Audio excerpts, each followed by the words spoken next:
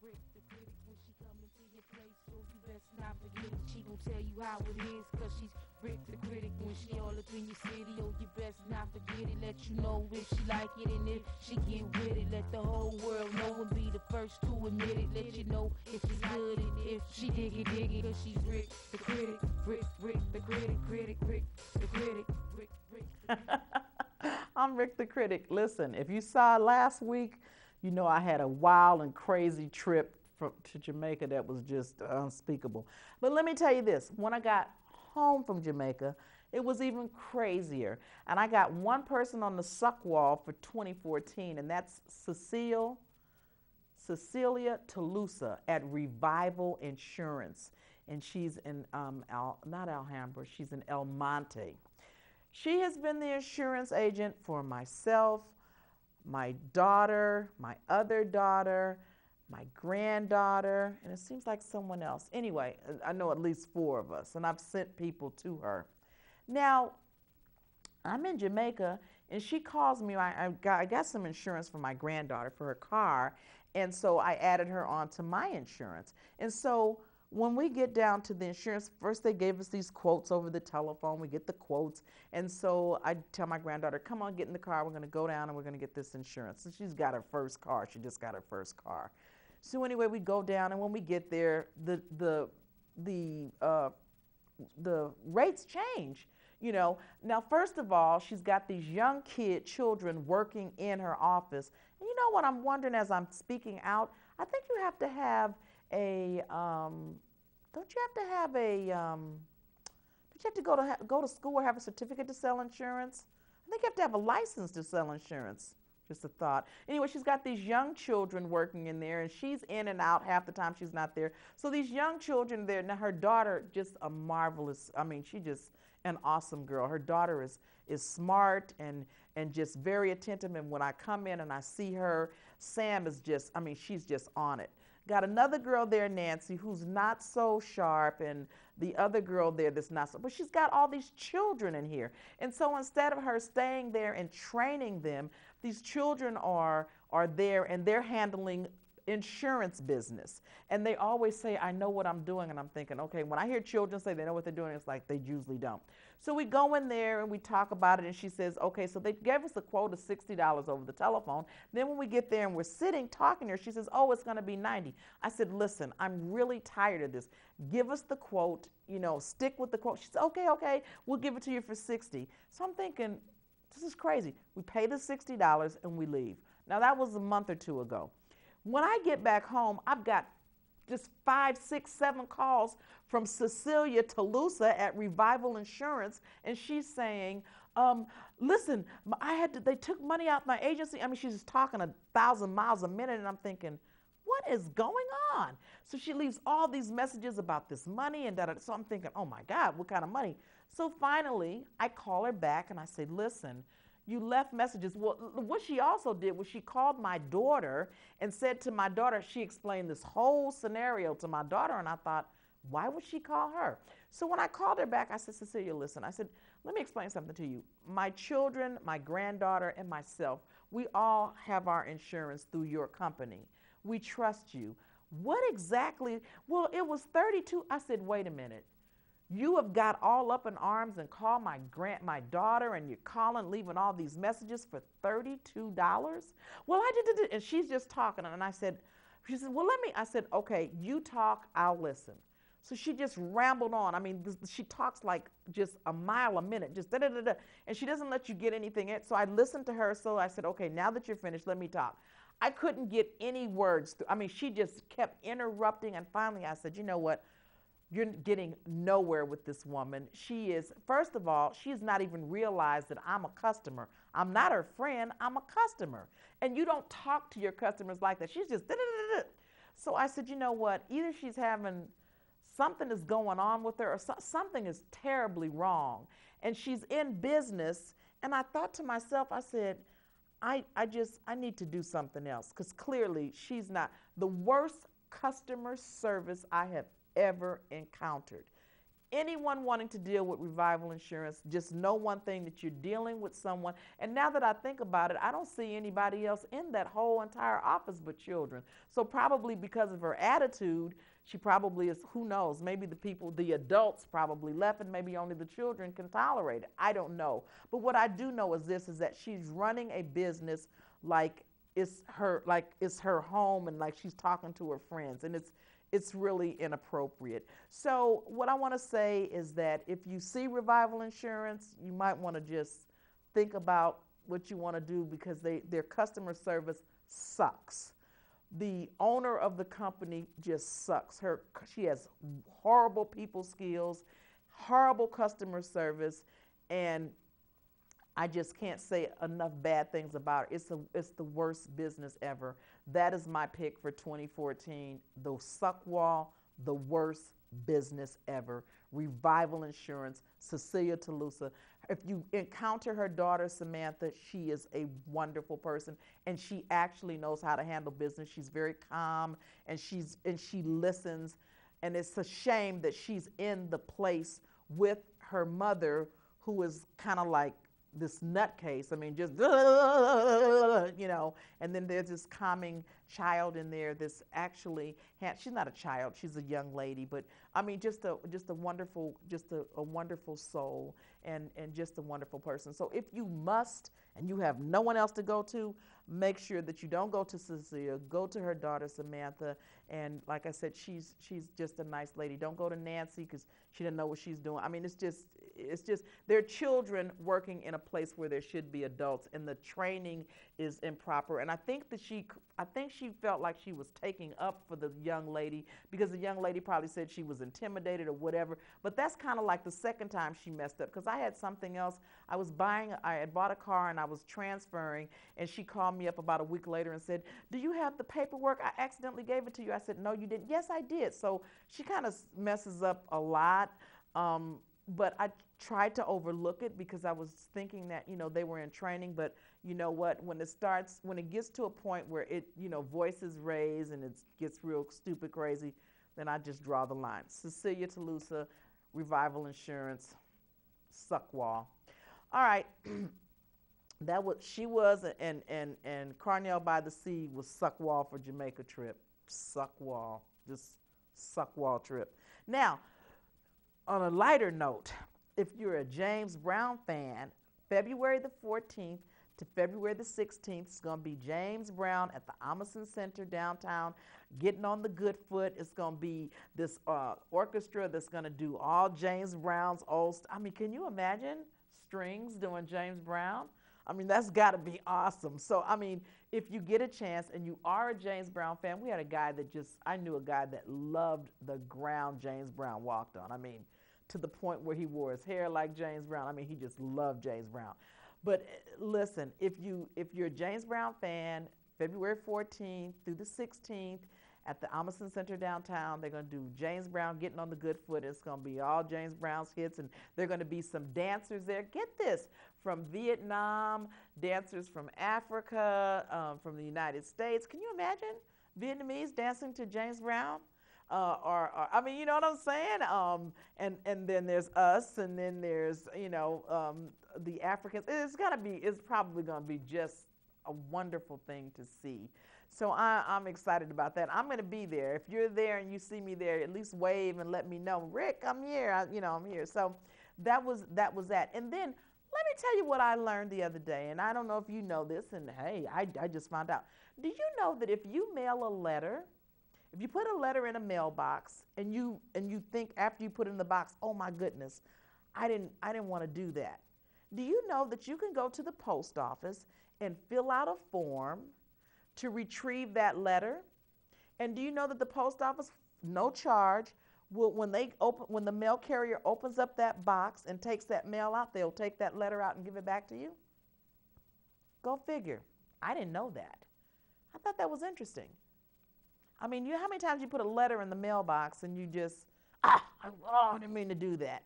And it's just, you think it's just gone. No, it's not gone. There is hope. You can retrieve it. You go to the post office, you fill out the form, they will retrieve it, and they will return it to you with no charge. That's interesting. Let me tell you what else the post office does. The post office also, when you're sending out these papers to people and you want them to get, a lot of people, they don't answer return signatures. They don't, they know it's return sender request. They don't, they see that and they don't send. When you send a letter next time, get a certificate of mailing. It's like maybe $1. When I used to send them, they were like $0.25. Now I think they're about $1. But you fill out this certificate of mailing, and you give the the postal person, clerk, you give them the letter, you give them the certificate of mailing, they stamp the certificate of mailing, they put a stamp on your letter, and they send your letter, and they give you the certificate back. Now then, if that person you're sending the letter to, if they lie and say, I never got the letter, you don't have to worry about it, because they're not calling you a liar, they're calling the post office a liar. So you take that little slip to the post office and you say, they said that they never got it. The postal inspector gets involved and it becomes a real big blown out thing. And let me tell you this, the postal inspector is no joke. The postal inspector, they move just like the police move. They move more like the FBI, because they can go anywhere in the United States, anywhere that there is mail, they can go. And let me tell you something, when they come and knock on your door, they already have a case. They don't come with guns. They don't come with a loud voice. They come with a very easy voice. They're very nice guys, but they are taking your tail to jail. Know this, I saw him in action. There was a guy in our neighborhood, he did some stuff. I saw the guy pulled up, and he got out the car and he knocked on the door and he was talking to the guy. And so the guy came outside and told another friend of ours, he said, that was a postal inspector. And he told me that I had 2 weeks to get all my affairs in order, and then I was going to turn myself in to go to jail. I said, are you kidding me? He said, no. That's some bad boys right there, the postal inspector. Let me tell you who else is bad while I'm thinking about it, is the rangers. The forest rangers, forestry department. When I lived on Terrace Street, there was my neighbor next door. He was hunting. He was a hunter. They called him the Black Robin Hood. This guy could use a bow and arrow and kill anything. He killed a bear. We came home one day, he had this big bear on the front porch, and he was gutted, and the thing is, and you're looking, it's like, what is, what I'm saying? So even if he was like, do you want some bear meat? No, I mean, if I did, I don't want any now. I'm looking at the whole bear. It took about a week, about 4 or 5 o'clock in the morning. We heard all this commotion. So we got up. The forest department kicked that door down. They took his bow and arrow and his air tags, or whatever you call them. They confiscated that bear. They took the bear out. They took the head of the deer out. They took the rabbit skins out. They took the snake skin, everything that was an animal, that was a skin. They even confiscated the meat in the freezer. Can you believe? I had no idea they had that kind of pull. They actually kicked that door down like he was a drug dealer. And that's what I thought when I woke up and they were outside with guns and kicked the door. I said, oh, my goodness, we've been living next door to a drug dealer. No, we're living next door to a guy with a bow and arrow that happened to shoot a bear. Don't do it. If you got a bow and arrow or a gun or whatever, there's only certain times a year that you can, hunt animals. And whatever time this was not the time that he did it. He actually killed this bear with a bow and arrow. It was just unbelievable. But anyway, that's that right there. Am I time for a commercial? No? Okay. Be back in 1 minute. We're going to go to commercial. When we come back, we're going to talk about some tax-free things that you can do with your children, grandchildren.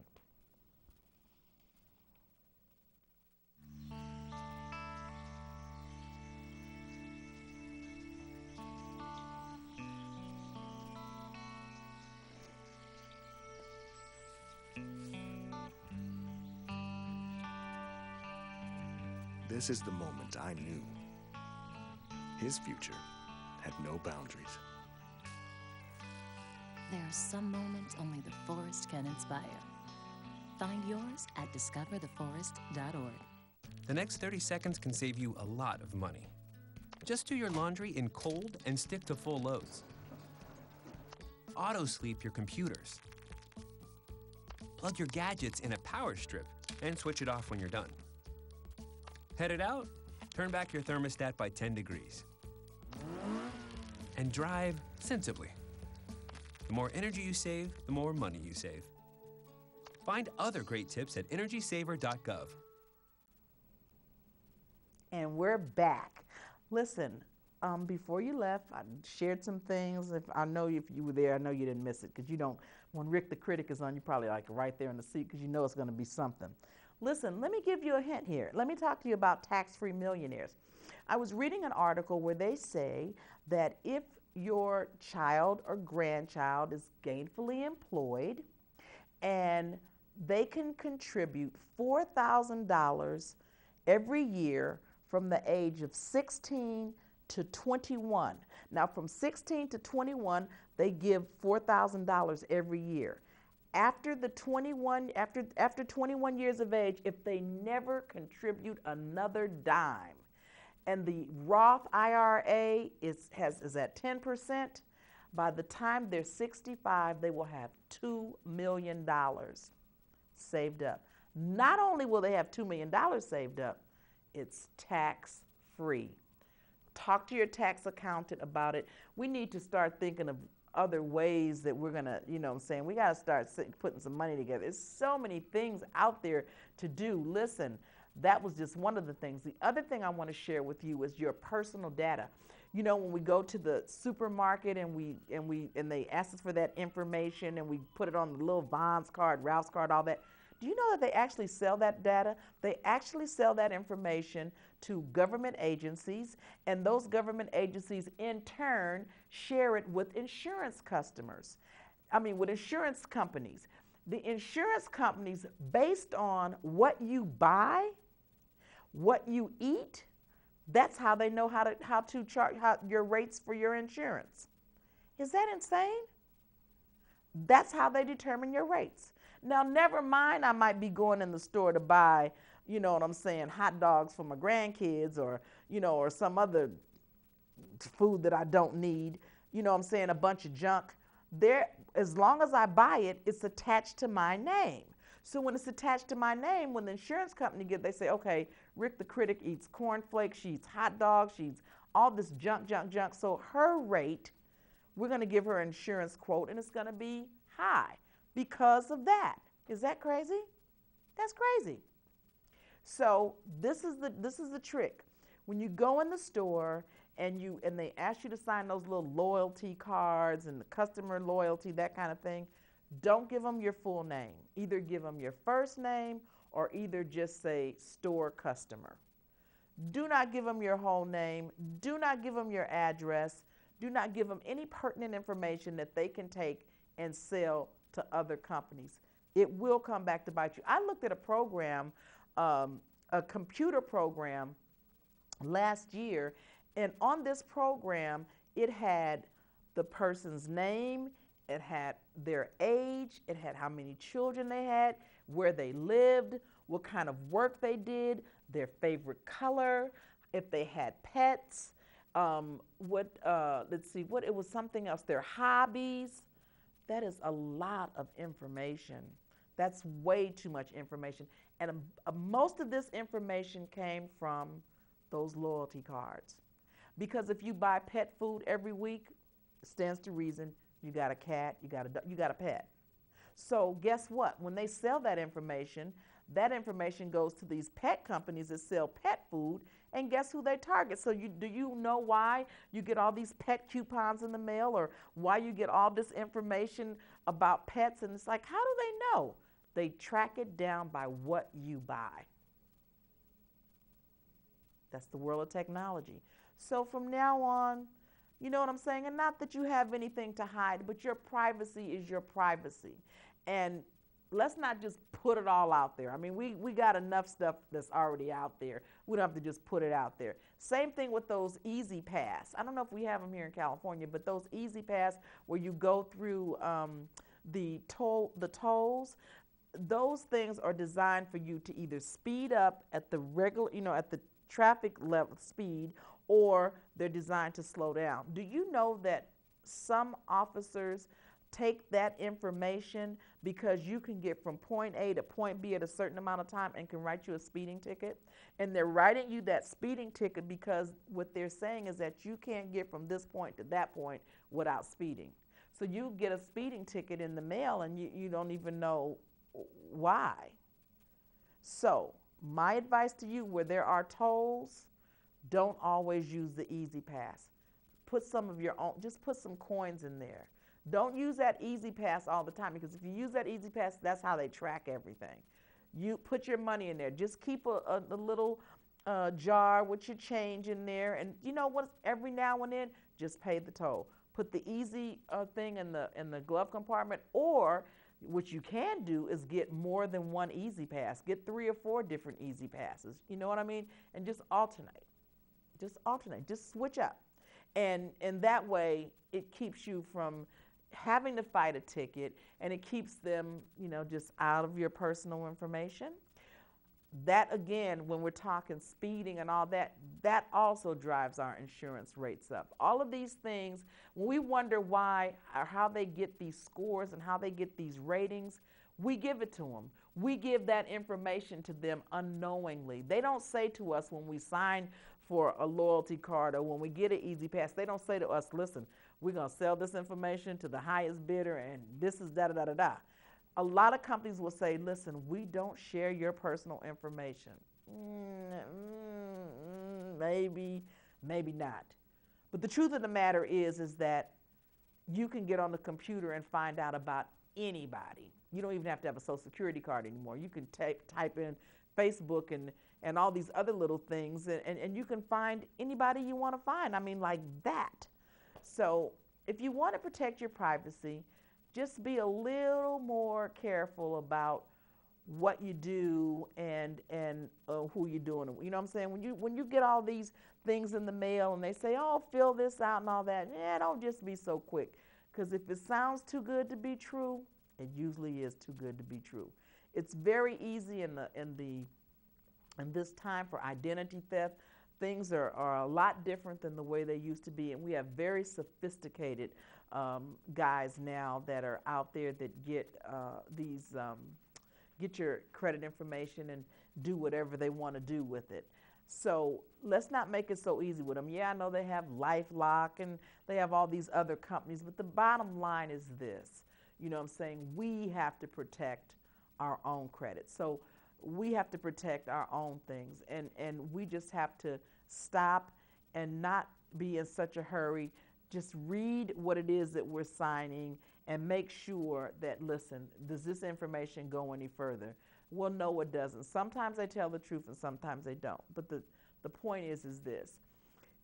If you feel uncomfortable about it, don't do it. Because usually your first mind is the right mind, you know? So that's that. Don't forget about the James Brown thing. And I'm just so excited about James Brown and this Goodfoot thing. I mean, he's been dead for a while, and some of you may not even know James Brown. I don't know if I shared with you my granddaughter, who's 23. Pardon me, she was looking. I had some LPs, some albums, and I had them in the case and stuff, and I'm looking through the albums, and she's 23. She looks at the albums and she says, wow, Grammy, these are some big CDs. I thought, these are not CDs, these are records, you know, but that's the time, you know, that's the time. And then another time, she just had me almost in tears. I had a rotary phone. I picked it up at a yard sale, and I thought, oh, this is just ultra cool. I'm going to put this cool phone in my house, and this is just cool. So I had the phone in there, and so I said to her, and she probably was, oh gosh, she must have been about maybe 11 or 12. And so I said to her, I said, Ja, I said, listen, call your mother on the phone. And so so I'm moving around, I'm doing things, I'm moving around, and so she's just standing there. I said, Ja, did you call your mother on the phone? And she's like, you know, just staring at the phone like she's waiting for it to just jump up and dial itself. So I said to her, I said, Ja, call your mother. And she looks at the phone, she says, I don't know, Grammy, I don't know how. And so I looked at her, I thought, what do you mean you don't know how? You just dial the phone. And she's still looking at the phone, and she's saying, what do I do? it's the time. It's the time. I forgot. I mean, just that quickly, I forgot. She doesn't know anything about rotary phones. I think she might have gotten here in the push button era. You know what I mean? But the rotary was way before her, so she had no idea. She just kept staring. So I said to her, you put your finger in the hole and you do it like this, and you do it like this. She got such a kick out of that. I mean, it was just like this light bulb went out, and she thought, wow, I have learned how to dial a phone. So you know what? Everything, when I look at my grandchildren, I have to laugh because I'm thinking, life is just so different from how we know it. I mean, our children and our grandchildren, you know, they're coming up and everything is just very high tech. I mean, I look at my grandson and he's doing PlayStation and he's, you know, or Xbox or whatever that is. I mean, you can't even talk to him. He's, you know, and it's like, you know, what are you doing? And, oh, Grammy, just sit down, you know. And I thought, I couldn't sit that long and just, I would go nuts. I could not sit there and just, you know, just watch this thing. But they get centered in on it. And I've seen adult men that play this thing. And so whatever it is, I mean, this new technology, listen, we must embrace it. We've got to get in the 21st century. I mean, I do text. And so, and I have to because my grandchildren wouldn't even call me back. If I call my grandchildren on the telephone, they won't call me back. They won't even respond. And my children won't either. But if I text them, they text me back. Isn't that amazing?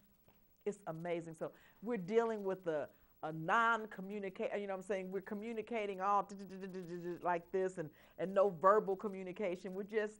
We're here, but we're going to have to get back to verbal communication because let me tell you, if something happens, we're going to have to be able to talk. We might not be able to text. We might not be able to talk on the phone. We might not be able to email or use a computer. We might only be able to verbally speak to one another. So we must learn how to communicate, okay? Listen, oh my goodness, we are running out of time.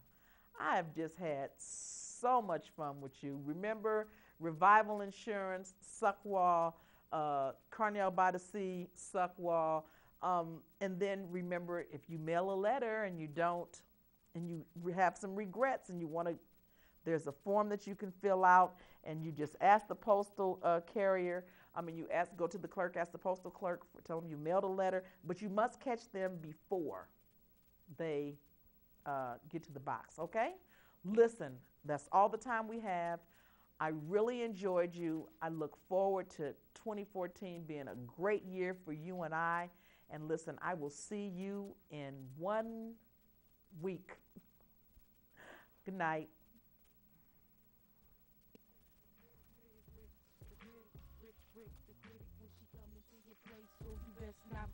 She gon' tell you how it is, cause she's Rick the critic. When she all up in your city, oh, you best not forget it. Let you know if she like it, and if she get with it, let the whole world know and be the first to admit it. Let you know if it's good and if she dig it, cause she's Rick the critic. Rick the critic, Rick the critic, Rick the critic. She the first to admit it if she can't dig it, cause she's Rick the critic.